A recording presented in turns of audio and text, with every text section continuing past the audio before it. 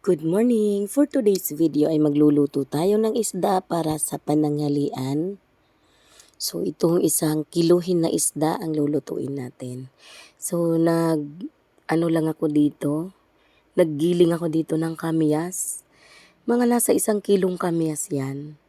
Then i-prepare ko yung gata, kokomama yung gamit ko. Artificial lang munang gata. Naglagay ako dyan ng sili, saka mga ilang pirasong talong. Para naman nakakadagdag aroma din yung sili tapos yung talong para may gulay din tayo.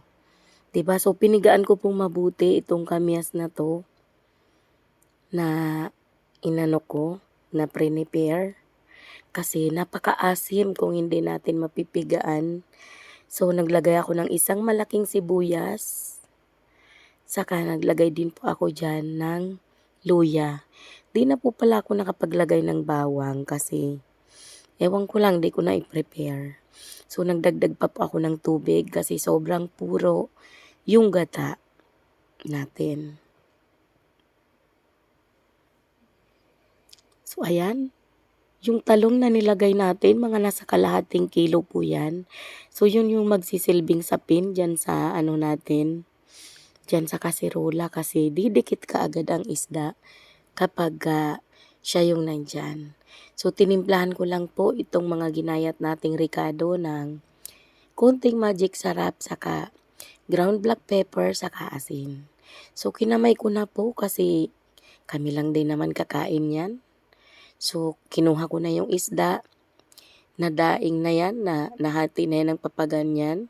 Nilagyan ko lang din ng konting magic sarap tapos ground black pepper na din para malasa yung laman ng isda. Tapos yung kaninang mga ricado na nakagayat ng maliliit, actually naka food processor po yan.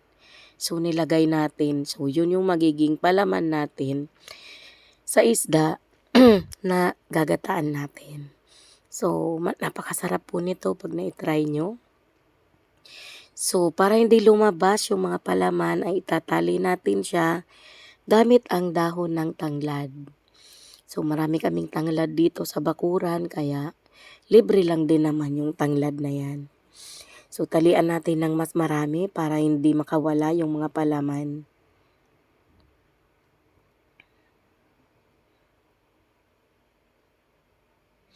Ito talaga yung luto sa isda na paborito talaga ng buong pamilya namin. Kasi taga Bicol nga kami kaya mahilig sa mga ganyan klaseng luto. Ang tawag nga dyan sa amin ay piquedillo. Ewan ko lang kung anong tawag niyan dito sa dito sa Manila. So basta isda siya na dinaing tapos may palaman na mga kung ano-anong ricado. Tapos gagataan. So yun, yung puno nung natin nilagay ko na rin nung tanglad para mas masarap. Ayan. Kumukulo na siya.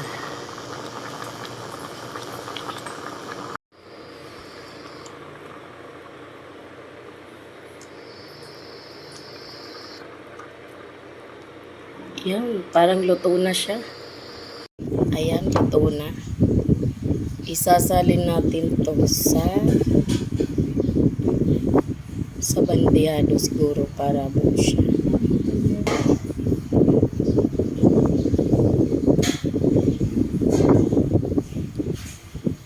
Ayan na yung ating fish.